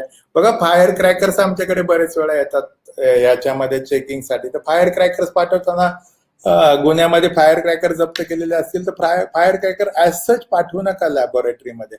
लाईव्ह फायर क्रॅकर जर आपण पाठवले, कारण आमच्याकडे जी मुद्देमाल रूम आहे आमच्याकडे काही एक्सप्लोजिव्ह साठी सेपरेट मॅगझिन नाही आहे. तर या गोष्टी आपण काळजीपूर्वक लॅबोरेटरीमध्ये पाठवणं गरजेचं आहे. फायर क्रॅकरचे डिसमेंटल करून त्याच्यामधला चार्ज किंवा त्याच्यामधलं एक्सप्लोजिव्ह कॉम्पोजिशन्स आपल्याकडे जर चेक करायचं असेल तर ते एक्सप्लोजिव्ह कॉम्पोजिशन साठी तो फायर क्रॅकर्स जप्त केलेले असतात आणि ते फायर क्रॅकर्स लॅबोरेटरीमध्ये पाठवताना ही काळजी घेणं गरजेचं आहे. हे जे आहे डागाचं बंदी, ब्लड आहे, स्टेन्स आहे ते कव्हर केलेलं आहे किंवा हे आता मी क्लिंचिंग इव्हिडन्सेस सांगितले, थ्रेड्स किंवा स्ट्रिंग्स आहे, हेअर्स आहे, हे लॅबोरेटरीमध्ये पाठवा. तुलनात्मक परीक्षणासाठी तिथे घटनास्थळावरती आरोपींनी वापरलेले ते पाठवणं तुम्हाला याच्यामध्ये संयुक्तिक करेल. हे जे आहे हे जनरल आमचा प्रोटोकॉल आहे. Each exhibit to be collected, pack and label separately, applicable to all divisions. हे बायोलॉजी मध्ये तेच आहे, DNA मध्ये तेच आहे, टॉक्सी मध्ये तेच आहे, सायबर मध्ये तेच आहे, केमिस्ट्री मध्ये तेच आहे, फिजिक्स मध्ये तेच आहे. कुठलंही एक्झिबिट जर आपण जप्त केलेलं असेल तर बघा ह्या ज्या बॅग्स आहेत ना या प्रिसाईज बॅग्स मार्केटमध्ये सुद्धा मिळतात. बरेच वेळा आम्हाला असं निदर्शनास येतं की हे जे जप्त करताना न्यूजपेपरचे रॅपर्स, कुठल्या ह्याच्यामधलं पॉलिथिन बॅगचे रॅपर्स, त्याचा डाय त्याच्यामध्ये मिक्स होत राहतो किंवा त्याच्यावरचे पेट्रोलियम हायड्रोकार्बन्स बरेच वेळा आम्हाला आता एखादी केस आहे आणि ज्याच्यामध्ये पेट्रोलियम हायड्रोकार्बन्स बघायचं आणि तेच जर ह्याच्यामधलं न्यूजपेपर मधले त्याच्यामध्ये इंटरफिअर झाले तर तुम्ही पेट्रोलियम हायड्रोकार्बनचं ओपिनियन काय देणार? रंगाचं सॅम्पलिंग एखाद्या वेळी ट्रान्सफर झालं, तुम्ही जर प्रिंटेड जर सॅम्पल्स वापरत असाल तर तुम्ही ओपिनियन काय? तर याकरता असे ब्राऊन कलरचे जे पाकिट आहेत ह्या एव्हिडन्स बॅग्स तुम्ही वापरणं खूप संयुक्तिक ठरेल किंवा वापरण्याची गरज आहे. काळानुरूप याच्यामध्ये आता आपल्याला डेव्हलपमेंट करणं सुद्धा आवश्यक आहे. आता सगळे एक्झिबिट एकत्र पाठवायची का? तर अजिबात नाही. सगळे एक्झिबिट आपण वेगवेगळे पाठवणं गरजेचं आहे. एकत्र केल्यानंतर do not wrap more than one exhibit in one wrap. आता हे जे आहे हे जनरल मी हे केलं तर exhibit must bear the label with necessary details. हे जे आहे ingredients on label, police station, district, CR number, date and section of law, brief description of article. आता हे पण खूप महत्वाचं आहे. Brief description of article. Shirt wrap केलेलं आहे, लिहिलेलं आहे शर्ट, आतमध्ये मिळते पॅन्ट, आतमध्ये आहे पॅन्ट, वरती लिहिलेलं आहे अंडर पॅन्ट. अशा पद्धतीचे पण बऱ्याच गोष्टी चुकीच्या हे होतात. तर जे कोणी तिथे वर्कलोड नक्की तुमच्याकडे जास्त असतो मला पण माहिती आहे, पण ह्या गोष्टींमुळे केस वीक होत राहते. तर अशा पद्धतीचं जे रॅपिंग आहे किंवा कारण आमचा एक्सपर्ट आहे तो परत त्याला एखादं पत्र देतो की बाबा सदर याच्यामध्ये डिस्क्रिप्शन ऑफ आर्टिकल पॅन्ट लिहिलेली असताना हे मिळून आलं. बऱ्याच वेळा रंगामध्ये खूप कन्फ्युजन असतं. ब्राऊन आहे, येलो आहे, ब्ल्यू आहे, स्काय ब्ल्यू आहे, जांभळा आहे. जर परफेक्ट असेल तर आपल्याला कलरचे डिस्क्रिप्शन लिहा, नाही तर ते तसेच सोडून द्या त्याच्यावर. तर अशा पद्धतीचे आहे date and time of seizure, place and circumstances of seizure, signature of the seizure officer, signature of the पंचा, हे मेन्शन करणं खूप गरजेचं आहे. सीलिंगचा जो हे आहे sealing of exhibit, all knots and fastening should be sealed with a distinction seal. Remember that one and the same seal is used in all articles seized in connections with a crime and throughout the entire process of investigation. Number of times जे काही तुमचे public PSC centres असतात त्यांच्याकडे seals नसतात. मग जर ते त्या ठिकाणी आपण काही जर मटेरियल सीज केलेलं असेल किंवा मेडिकलचे सॅम्पल सीज केलेले असतील तर तुम्ही पोलीस स्टेशनचं सील्स वापरता. मग तिथं मेन्शन्स करणं गरजेचं आहे. त्या मेडिकल ऑफिसरची त्या फॉरवर्डिंग लेटरमध्ये नोट पाहिजे की सदर या पब्लिक हेल्थ सेंटरमध्ये सील्स उपलब्ध नसल्यामुळे संबंधित पोलीस स्टेशनचं सील आणि सीलचा नमुना प्रयोगशाळेमध्ये पाठवण्यात आलेला आहे. तर हा जो आहे खूप किंवा प्रत्येक केसमध्ये एक वापरताना एनडीपीएसच्या सेल्समध्ये आम्ही पाहतो एनडीपीएसचे जे सॅम्पल्स आहेत ते एनडीपीएस सेल्स कधी कधी जप्त करतं, ते सीज करतं आणि संबंधित पोलीस स्टेशनला देतं. संबंधित पोलीस स्टेशन त्यांच्या फॉरवर्डिंग लेटरवरती त्यांचं सील मारतं, एनडीपीएसचा डिव्हाइस नसतो. बघा आमचा जर रिपोर्ट बघितला तर 5 seal parcel seals intact and as per copy sent दिलेलं असतं. जर आम्ही तिथं जर आमचं मेन्शन्स असं झालं 5 seal parcel seals intact device undisputed device as not per copy sent, किती केस वीक व्हायला सुरुवात होते. त्यामुळे ह्या गोष्टी खूप गरजेच्या आहेत की जेणेकरून या क्राईम सीन मॅनेजमेंट मधलाच हा पार्ट आहे. कलेक्ट केल्यानंतर कशा पद्धतीने लॅबोरेटरीमध्ये पाठवणं गरजेचं आहे. एक मी रिप्रेझेंटेटिव्ह सॅम्पल दिले की कशा पद्धतीने सील केलं गेलं पाहिजे. बऱ्याच पोलीस स्टेशन मध्ये पोलीस आयवॉजला किंवा आयवॉजला आपल्या पोलीस स्टेशनचं सील काय आहे, सिनियर PI आहे, PI आहे, या गोष्टी माहिती असणं गरजेचं आहे. बऱ्याच आयवॉजनी ते सीलची कॉपी आपल्याकडे किंवा पोलीस स्टेशनला कुठेतरी माहिती करून ठेवणं गरजेचं आहे की आपण कुठल्या टाईपचं सील फॉरेन्सिक सायन्स लॅबोरेटरीला पाठवत आहोत. बरेचसे सील्स बरेच वेळा हे पितळी सील्स त्याचे डिव्हाइसेस एकदम वापरून खराब झालेले असतात, मग ते बदलणं सुद्धा गरजेचं आहे. त्या ह्याच्यामध्ये हे जे आहे एक जनरल रिप्रेझेंटेशन आहे की सील कशा पद्धतीने केलं गेलं पाहिजे. बघा पंचांच्या सह्यांच्या वरती जर तुम्ही सील केलं असेल तर ती केस किंवा ते सील, कारण बरेच वेळा हे सील्स कोर्टामध्ये नॉन टेक्निकल डॉक्युमेंट म्हणून हे केलं जातं. तिथून सुरुवात होती, कुठलं सील पाठवलं होतं, पंचांच्या सह्या होत्या का, कोण पंच होते, मग ही तुझी सही आहे का, ते दाखवताना ती सहीच त्याच्यावरती त्याला सांगतात नाही, तो म्हणतो याच्यावरती मला सहीच माझी ओळख. मग अशा केसेस त्यावेळी ज्या कोर्टामध्ये ज्यावेळी एव्हिडन्स मध्ये जातात त्यावेळी ह्या केसेस वीक होतात. म्हणून जे सील्स करतात ते सील्स करताना हा प्रॉपर त्याचा हे आहे की अशा पद्धतीने पाठवा की ज्याच्यावरती लेबलवरती तुमचं सील्स यायला नाही पाहिजे, जिथे नॉड आहे त्याच्यावरती सील्स पाहिजे किंवा पॅक पाहिजे. या पद्धतीचं काम करणं गरजेचं आहे. हे जे आहे जनरल आमचे फॉरवर्डिंग लेटरच्या चेकलिस्ट आहे, त्याच्यामध्ये काय पाठवणं गरजेचं आहे, reference number, date, nature of address of forwarding and receiving authority. बरेच वेळा सगळे काही वेळा आयओज स्वतः संचालक लिहितात आमची जी पोस्ट आहे ती उपसंचालकांची आहे रिजनल फॉरेन्सिक सायन्स लॅबोरेटरीमध्ये. त्यानंतर विभाग प्रमुख असतात, ते सहाय्यक संचालक असतात. पण जे फॉरवर्डिंग लेटर आहे ते उपसंचालकांच्या नावे पाठवणं गरजेचं आहे. कुठल्याही संबंधित विभागाच्या नावे न पाठवता उपसंचालकांच्या नावे पाठवणं गरजेचं आहे. सील ऑन पार्सल्स किंवा स्पेसिमेन सील आता मी डिस्कस केलेलं आहे. पोलीस स्टेशनचं नाव, crime register number, under sections, mode of parcels, envelopes, bottles, etc., descriptions of articles, name of accused, date of crime and time, brief case history. बरेच वेळा केस history दिली जात नाही. क्वेश्चनरी प्रॉपरली विचारणं गरजेचं आहे. सिग्नेचर आणि स्टॅम्प ऑफ इन्व्हेस्टिगेशन ऑफिसर त्याच्यावरती असणं गरजेचं आहे. नुसता हवालदार किंवा आयओ तो असेल आणि तो ते पाठवून देत असेल तर प्रयोगशाळेमध्ये केस दाखल करताना प्रॉब्लेम्स येतात. मग ते पुन्हा विचारलं जातं सिनियर पीआय ची सही आणा किंवा सिनियर पीआय किंवा तुमच्या पीआय ची सही घ्या. तर अशा पद्धतीच्या ज्या केसेस आहेत त्या केसेसमध्ये फॉरवर्डिंग लेटर चेकलिस्ट जी आहे ते आम्ही सिंपल दिलेले आहे, जेणेकरून जेवढी शक्यता चांगली, जेवढी काळजी चांगली घेता येईल तेवढी काळजी घेऊन फॉरवर्डिंग लेटर पाठवणं गरजेचं आहे आपल्या याच्यामध्ये. चेन ऑफ कस्टडी हा खूप मोठा विषय आहे. आता जे ICJS आपण डेव्हलप करतोय त्याच्यामध्ये तर खूप मोठा विषय निर्माण होणार आहे हा चेन ऑफ कस्टडीचा. काही राज्य ते वापरायला लागलेले आहेत. महाराष्ट्र शासनाचा पण तो रोल आहे. भविष्यामध्ये सुद्धा आम्ही चालू करत आहोत.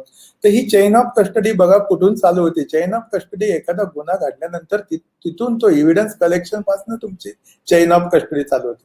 मग चेन ऑफ कस्टडीला इन्व्हेस्टिगेशन एजन्सी पहिल्यांदा येते की त्यांचे क्राईम सीनवरनं कलेक्ट केलेले एव्हिडन्सेस आहेत त्याच्यावरती प्रॉपर सील्स करणं, ते मेंटेन करणं, ते शेवटपर्यंत डिस्पोज ऑफ होऊस तोपर्यंत. म्हणजे मुद्देमाल तुमच्या ह्याच्यामधनं क्राईम सीन मधनं आला, मुद्देमाल रजिस्ट्रीमध्ये आला, मुद्देमाल रजिस्ट्रीमधनं लॅबोरेटरीमध्ये गेला, लॅबोरेटरीमधनं परत तुमच्याकडे आला, तुमच्याकडनं परत कोर्टाकडे गेला. This is called chain of custody. ही चेन ऑफ कस्टडी शेवटपर्यंत मेंटेन करणं, ॲश्युअर करणं, त्याची अकाउंटेबिलिटी ठेवणं गरजेचं आहे. कारण ह्या कोर्टामध्ये त्या केसेस याच्यावरतीच ऍडमिसिबल होत राहत आहेत. हे त्याच्याबद्दलच आहे. मी खूप डिटेल जात नाही, वेळ थोडंसं होतं. आमच्याकडे बरेच वेळा रिमाइंडर्स येतात फॉरेन्सिक सायन्स लॅबोरेटरीमध्ये रिपोर्ट मिळालेला नाहीये किंवा याच्यामधलं एक्झामिनेशन आम्हाला करून पाहिजे आहे. तर त्या रिमाइंडर्स लेटर पाठवताना त्याच्यावरती पोलीस स्टेशनचं नाव, CR, ADR, station diary number, accused and victims name, exhibit description, submission date इत्यादी डिटेल्स दिलं. कारण 3-3, 4-4 भाषेने जर तो त्याच्याबद्दलची माहिती मागवत असेल तर ते शोधणं खूप कठीण होतं. बरेच वेळा असं निदर्शनास येतं की रिपोर्ट पाठवलेला असतो, रिपोर्ट हँड डिलिव्हरी दिलेला असतो, तरी तो चार्जशीट मध्ये लागत नाही किंवा तो हे होतो. तर त्याच्यामध्ये वरिष्ठांच्या लेटरने ते लॅबोरेटरीमध्ये पाठवणं गरजेचं आहे. प्रत्येक रिपोर्ट पाठवल्यानंतर त्या रिपोर्टचा कॉग्निजन्स घेणं गरजेचं आहे. कारण रिपोर्ट आल्यानंतर त्या रिपोर्ट मध्ये जे एक्झिबिट्स आहेत, इव्हन जे बायोलॉजिकल एव्हिडन्स आहे, क्लॉथ बीट्स आहेत, तर ते 15 दिवसाच्या आत लॅबोरेटरीमधनं घेऊन जाणं खूप गरजेचं आहे. अदरवाईज ह्या लॅबोरेटरीमध्ये जर आत्ताची परिस्थिती आम्ही ऑब्झर्व करतोय, मध्यंतरी आमच्या DG साहेबांनी लॅबोरेटरीमध्ये व्हिजिट दिली होती, त्यांनी ऑब्झर्व केलेलं आहे. त्यांनी संबंधित सगळ्या आयजीजना आणि यांना सूचना दिलेल्या आहेत की हे रिपोर्ट मिळाल्यानंतर ताबडतोब 15 दिवसाच्या त्यातले एक्झिबिट्स आपण घेऊन जाणं खूप गरजेचं आहे. अदरवाईज ह्या पूर्ण स्टोर रूम होतील, आम्हाला येणारे एक्झिबिट दाखल करून घेणं सुद्धा शक्य होतं किंवा एखाद्या वेळी एखादा एक्झिबिट मिसप्लेस होण्याचे सुद्धा जास्त चान्सेस असतात.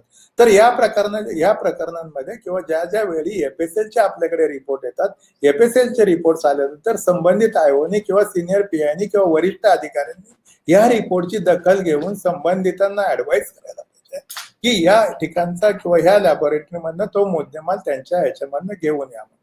बरेच वेळा असं निदर्शनास येतं की मुद्देमाल मागवताना आम्ही सध्याची ही प्रॅक्टिस ठेवलेली आहे की तुम्ही येताना एकच मुद्देमाल घेऊन न जाता 5-5, 10-10 केसेस मधला जेवढा पॉसिबल असेल तेवढा मुद्देमाल घेऊन जाऊ शकता त्या ह्याच्यामध्ये. किंवा आमच्या लोकांनी दिल्यानंतर केस बोर्डावर उभी आहे म्हणून त्याच केस मधला मुद्देमाल आमच्याकडे द्या, अशा पद्धतीचा आम्ही प्रॅक्टिस सध्या बंद केलेला आहे. इव्हन दो हे जे रिपोर्ट्स आहेत ते रिपोर्ट्स आता प्रेझेंट स्टेजमध्ये प्रत्येक ESPना, प्रत्येक CPना, प्रत्येक IGना आम्ही जे रिपोर्ट्स लॅबोरेटरीमधनं डिस्पोज ऑफ केलेले आहेत किंवा पाठवलेले आहेत, डिस्पॅच केलेले आहेत, त्याची माहिती पाठवली जाते. आणि ते रिपोर्ट्स या म्हणजे आयजींना सुद्धा आम्ही कळवतोय की बाबा या प्रयोगशाळेमधनं या महिन्यामध्ये एवढे प्रतिवेदित केलेले अहवाल आहेत. तीच माहिती आम्ही एसपींना देतोय, तीच माहिती आम्ही सीपींना देतोय. तर संबंधित सीपी एसपी यांच्याकडून आपल्या प्रत्येक पोलीस स्टेशनला सुद्धा इन्स्ट्रक्शन्स येतात. तर तुमचा जो मुद्देमाल कारकून आहे किंवा जे कोणी कन्सर्न अधिकारी आहेत त्यांनी याचा कॉग्निजन्स घेणं खूप गरजेचं आहे. ह्या कॉमन केसेस आहेत, पब्लिक इम्पॉर्टंट केसेस, खूप डिटेल्स मध्ये जाणार नाही कारण बॉम्ब ब्लास्टच्या केसेसमध्ये भरपूर आमच्या लोकांनी काम केलेलं आहे. फॉरेन्सिक एक्सपर्टची टीम तिथे काम केलेलं आहे. मालेवा बॉम्ब ब्लास्ट असेल, जर्मन बेकरी बॉम्ब ब्लास्ट असेल, serial bomb blast in local trains असतील, या ह्याच्यामध्ये बरेच वेळा नॅशनल इंटरनॅशनल एजन्सीज सुद्धा इन्व्हॉल्व्ह झालेले आहेत. नॅशनल एजन्सीज म्हणजे NIA, NSG सारखे, CFSLच्या लॅबोरेटरीज सारखे. पण फॉरेन्सिक सायन्सनी जे मुंबई लॅबनी किंवा जर्मन बेकरी सारख्या केसमध्ये, रिजनल फॉरेन्सिक सायन्स लॅबोरेटरीनी, मालेगावच्या केसमध्ये नाशिक लॅबने दिलेले रिपोर्ट हे सेंट्रल गव्हर्नमेंट किंवा सेंट्रल एजन्सीच्या लॅबोरेटरी बरोबर मॅच झालेले आहे. सर्वात पहिल्यांदा आपल्या महाराष्ट्र लॅबोरेटरीचा रिपोर्ट त्याच्यामध्ये गेलेला आहे. इव्हन 26/11 टेररिस्ट अटॅक हा पूर्ण सर्कमस्टन्शियल एव्हिडन्सेस मध्ये मुंबई DFSLचं काम आहे. रेव पार्टेज मध्ये काम केलेले आहेत. हा जो मेफेड्रॉन ड्रग आहे हे मुंबई लॅबोरेटरीचं काम आहे की जेणेकरून तो NDPS मध्ये इन्क्लूड केला गेलेला आहे. त्या ह्याच्यामध्ये बॅलिस्टिकच्या काही महत्वाच्या केसेस, सेन्सिटिव्ह केसेस मध्ये काम केलेलं आहे. DNAच्या केसेस मध्ये काम केलेलं आहे. सायकोलॉजीच्या केसेस मध्ये काम केलेलं आहे. जनरल रिप्रेझेंटेशन आहे माझं. काही पब्लिक इम्पॉर्टंट केसेस मध्ये आमच्या लोकांनी काम केलेले आहेत की जेणेकरून लॅबोरेटरीचे रिपोर्ट्स हे इव्हिडेन्शियल व्हॅल्यू ठरलेले आहेत किंवा इव्हिडन्स मिळालेला आहे. एक सिंपल केस आहे, याच्यामध्ये मी मागाशी तुम्हाला म्हटलं की clinching evidence, trace evidence, minute evidence. या केसमध्ये एका मुलीला 15व्या मजल्यावरून फेकून दिलेलं होतं. तिच्या नेल क्लिपिंग मध्ये एक थ्रेड होता, जो थ्रेड त्या संशयित त्यांच्या ज्या म्हणजे घरच्यांना, त्या मुलीच्या घरच्यांना संशय होता त्या बाईच्या कपड्याशी मॅच झालेला होता. आणि नंतर ज्यावेळी त्याच्यामध्ये इंट्रॉगेशन झालं त्यावेळी त्या बाईने हा गुन्हा कबूल केला होता. म्हणजे बघा आयओचं काम पण किती महत्वाचं असते. एखादी डेड बॉडी मिळते त्याच्यामध्ये काही फॉरेन पार्टिकल्स मिळतायत का हे तपासण्याचं काम सुद्धा आयओचं आहे. ते मेडिकल ऑफिसरला सांगणं गरजेचं आहे. तर अशा पद्धतीचे इव्हिडन्सेस, खूप सुंदर केस होती की ज्याच्यामध्ये एक छोटी मुलगी होती, तिला या निव्वळ आयओच्या ऑब्झर्वेशनमुळे, फॉरेन्सिक एक्सपर्टच्या ओपिनियनमुळे त्या केसला जजमेंट मिळालं की जेणेकरून अदरवाईज ती सुरुवातीला ती मुलगी 15व्या मजल्यावरून चुकून स्वतःहून पडली असेल असंच इव्हिडन्सचा हे झालेला होता त्याच्यामध्ये. ह्या काही केसेस आहेत की पब्लिक इम्पॉर्टंट केसेस मध्ये काही वेळा, बरेच वेळा असं दिसतं ऍक्सिडेंटल डेथ असतात पण कन्झम्पशन ऑफ पॉयझन्स मिळतं. हेड इंजुरी दिसते पण विसेरा प्रिझर्व केलेला असतो, त्याच्यामध्ये काही अननोन सबस्टन्स मिळतं. ह्या DNA डिव्हिजनची केस आहे, एक सुंदर केस आहे. DNA डिव्हिजन पुण्याने केलेली होती. तर त्याच्यामध्ये बघा एका ऍपल वरती, सिगारेट बट वरती तर DNA मिळतो हा कॉमन आहे. ग्लास वरती DNA मिळतो हा कॉमन आहे. कप वरती DNA मिळतो हा कॉमन आहे. पण एखाद्या व्हेजिटेटिव्ह मॅटर वरती DNA शोधणं, या याच्यामध्ये अॅक्युजचा DNA तिथे खाल्लेल्या सफरचंदावरती मिळालेला होता. आणि जर आपण ऑब्झर्व करत असाल तर सफरचंद कापल्यानंतर सफरचंद जर तसंच थोड्या वेळ ठेवलं तर सफरचंद वरती ऑक्सिडेशन फॉर्म होतं जेणेकरून इनिबिशन ऑफ DNA होतं. पण या ठिकाणी आमचा एक्सपर्ट तिथे गेल्यानंतर आयओला डाऊट होता की बुवा आपण टूथमार्क इम्प्रेशन्स करूया. एक त्यांनी सजेस्ट केलं की आपण याच्यावरती DNA मिळतोय का पाहूया. इमिजिएट लॅबोरेटरीमध्ये ते प्रिझर्व करण्यात आलं आणि प्रिझर्व केल्यानंतर ते एक्स्ट्रॅक्ट केलं. त्याच्यामधनं आम्हाला जो DNA मिळाला तो DNA नंतर त्या आरोपींशी लिंक झाला की जे आरोपी तिथून डेबिट कार्ड घेऊन गेलेले होते ते पकडण्यात आले. ते पकडल्यानंतर त्याच्यामध्ये निदर्शनास आलं की हा DNA एका आरोपीशी मॅच होतोय म्हणून. तर अशा पद्धतीचं काम एक्सपर्ट्सनी केलेलं आहे किंवा क्राईम सीन मॅनेजमेंट मधनं झालेलं आहे. ही जे आहे सायबरच्या केसेस आहेत की काही वेळा मेसेज वरनं पण हे होतं. ही खूप गाजलेली केस आहे महाबळेश्वरची. एक नवविवाहित वधू होती, तिचं अफेअर दुसऱ्या मुलाशी होतं पण तिला ते काही मान्य नव्हतं. हनीमूनला महाबळेश्वरला गेले, येताना तिने तिचं लोकेशन सांगितलं की मी या ठिकाणी थांबले. फॅब्रिकेटेड तिने हे केलं की मला वॉमिटिंग होतं येते आणि ते थांबले. तिथे थांबल्यानंतर ते संबंधित आरोपी आले. त्या आरोपीने ह्या जो जिच्याशी त्याचं लग्न झालेलं होतं त्याचा मर्डर केलेला होता. पण सायबर किंवा त्या टेलिफोनच्या ह्याच्यामधनं ही केस लिंक होत गेली की ते कॉल लॉग्स आहेत, ते मेसेज आहेत, डिलीटेड मेसेज आहेत, त्याच्यामधनं आमच्या एक्सपर्ट्सनी अशी पूर्ण रिकन्स्ट्रक्ट केली की हा क्राईम सीन मध्ये हे सगळे आरोपी इन्व्हॉल्व्ह होते. त्या मुलीने कशा पद्धतीने ते सगळी माहिती देत गेली, आम्ही कुठे थांबलेलो आहे, कुठे आलेलो आहे, मी या ठिकाणी थांबणार आहे, हे ती त्या मेसेज वरती त्यांना टाकत होते आणि त्यानुसार ते आरोपी त्यांचा पाठलाग करत होते आणि त्यांनी मर्डर केलेला होता. हे खूप सुंदर केस प्रयोगशाळेने केलेली आहे, पुण्यामधून झालेली आहे केस. ही एक केस होती की याच्यामध्ये एका लहान मुलीला रिमोट एरियामधनं त्या आरोपीने उचलून नेलं. सीसीटीव्ही फुटेज मध्ये ते सापडलेलं होतं. पुन्हा त्या मुलीच्या गालावरती तो आरोपी चावलेला होता, तर त्या गालावरती मला वाटतं स्मिअर आणि सलायवाच्या ह्याच्यामधनं त्याच आरोपीचा तो डीएनए आहे किंवा तो आरोपी त्याच्यामध्ये इन्व्हॉल्व आहे, अशा पद्धतीचे काम या प्रयोगशाळेमार्फत डीएनए मार्फत करण्यात आलेलं होतं. हे जे आहे ते आता आमच्या महाराष्ट्रामधलं स्टेटस आहे की जो नंबर आहेत आम्ही दिलेले. बरेच वेळा आम्हाला अशी क्वेरी झाली ह्या प्रेझेंटेशन करताना की बा यांचे नंबर्स मिळतील का, तर ही जे स्लाइड्स आहे याचा आपण फोटोग्राफ जरी काढून घेतला तरी चालेल किंवा हे केलं तर चालेल. DFSL महाराष्ट्र गव्हर्नमेंट.in हा जो मुंबईचा आमचा ईमेल आयडी आहे, हा मुंबईचा फोन नंबर आहे, हे पुणे लॅबचे फोन नंबर आहेत, नागपूरचा आहे, औरंगाबादचा आहे, नाशिक, अमरावती, नांदेड, कोल्हापूर आहे. या आपण कुठल्याही लॅबला फोन केले तरी आपल्याला संबंधित मिनी लॅब्सचे फोन नंबर्स अवेलेबल होतील, कारण प्रेझेंटली आमच्याकडे मिनी लॅबोरेटरीज 5 हे करण्यात आलेले आहेत, फंक्शनिंग आहेत. काही त्याची प्रोसेस चालू आहे, त्यामुळे नंबर सध्या उपलब्ध नाहीयेत.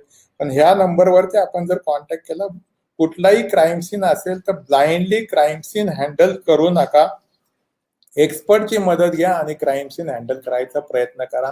एक छोटस ट्राय करतोय आम्ही की आपलं रिफ्रेश करण्याचा याच्यामध्ये. तर मला वाटतं माझं प्रेझेंटेशन संपलेलं आहे. आपल्याला काही क्वेरीज असतील तर आपण क्वेरीज विचारू शकता किंवा चॅट मध्ये काय आहेत मला दिसत आहेत 1-2, त्याच्याबद्दल आपण चर्चा करूयात. आरोपीने जर फायर आर्म क्लीन केले तर बुलेट किंवा कार्ट्रेज त्याच वेपन मधून फायर झाले आहे काय समजते व कसे? बघा, आरोपीने जर फायर आर्म क्लीन केलेलं असेल तरी फायर आर्मचे जे बॅरल आहे त्या बॅरलचे इम्प्रेशन तो काही क्लीन करू शकत नाही त्याच्यामध्ये. तर ते जे इम्प्रेशन आहे ते इम्प्रेशन आम्ही त्या बुलेट वरती किंवा कार्ट्रेज मध्ये फायरिंग पिन आहे, त्याची फायरिंग पिन जर त्यांनी डिस्टर्ब करायचा प्रयत्न केला तर ते कार्ट्रेज लिंक करणं तसं अवघड जातं. पण बुलेट जे आहे ते बॅरलर जर त्यांनी पूर्ण डिस्टर्ब केलेलं असेल तरी सुद्धा लिंक करणं अवघड जातं. पण नुसतं निवळ क्लीन केलेलं असेल तर त्या क्लीन मधनं काही फरक पडत नाही. पण तो मेटॅलिक त्यांनी काही घासलेला असेल तर त्याच्यावरती ऍडिशनल क्रिएशन्स मार्क येतात. पण त्या ह्याच्यामध्ये एक्सपर्ट हा त्याच्याबरोबर 360 डिग्रीला ज्यावेळी तो कम्पेअर करत असतो त्यावेळी त्याला कुठेतरी त्या मार्किंगचं लिंकिंग तो ट्राय करत असतो की might have been possible fire from this weapon, असं एक हे देत असतो. दुसरा आहे क्वेश्चन्स, आयओ चे पर्सनल नेम पार्सल वर देऊ शकतो काय? आयओ ऑन सील, आयओला आम्ही म्हणतोय की आयओची सिग्नेचर द्या. आता सिग्नेचर त्याच आयओनी केलेली आहे का नाही? राजेंद्र नामदेव कोकरेने सिग्नेचर केलेली आहे का? खाली नाव टाका ना, आर्यन कोकरे, संपलं. त्याच्यामध्ये ते टाकणं गरजेचंच आहे. आणि काही क्वेश्चन्स आहेत आपले? सीपीआर,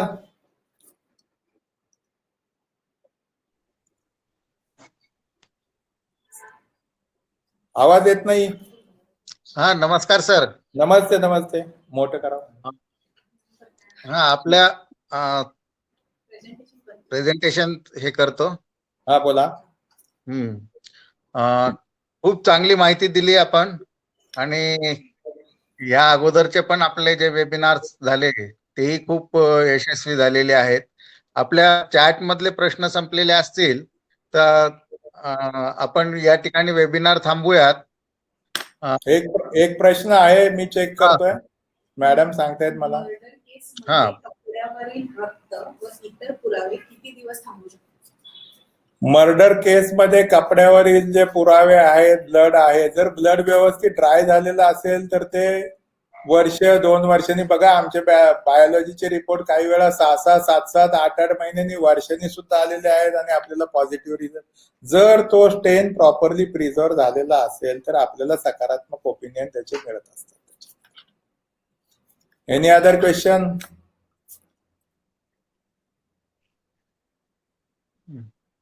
आपण सगळे कॉन्टॅक्ट डिटेल्स शेअर केले ते खूप फायद्याचं होईल सगळ्या. Yes sir. आमचे जे कॉन्टॅक्ट डिटेल्स आहेत तो पुणे लॅबचा मी तुम्हाला शेवटची जी माझी स्लाइड आहे ती दिलेली आहे. या उपरोक्त आम्ही 24/7 आपल्याला उपलब्ध होऊ शकतो. आपण जर कॉन्टॅक्ट केले तर प्रत्येक लॅबोरेटरीचे आमचे डेप्युटी डायरेक्टर्स किंवा एक्सपर्ट्स आपल्याला उपलब्ध होऊ शकतील. Anything else? बोला सर. CPR आणि MPA तर्फे आपल्या सगळ्या टीमचं आपलं आभार मानतो, आपल्या सहकार्याबद्दल धन्यवाद देतो आणि यापुढेही आपण वेगवेगळ्या विषयावर वेबिनार घेऊन पण आपण हे जे 4 सेशन्स घेतलेले आहेत हे खूपच उपयुक्त राहील. आणि सगळ्या पार्टिसिपेंटना सांगू इच्छितो की हे वेबिनार्स आपल्याला MPAच्या E-Academy-वर वेबिनार नावाचं फोल्डर आहे, तिथे तुम्ही हे बघू शकता. तर हे आपल्याला नेहमीसाठी उपयोगी होईल. मी या ठिकाणी थांबतो आणि परत एकदा आपल्या सगळ्यांचं धन्यवाद देऊन वरिष्ठांच्या परवानगीने वेबिनार संपला असं जाहीर करतो. धन्यवाद. धन्यवाद.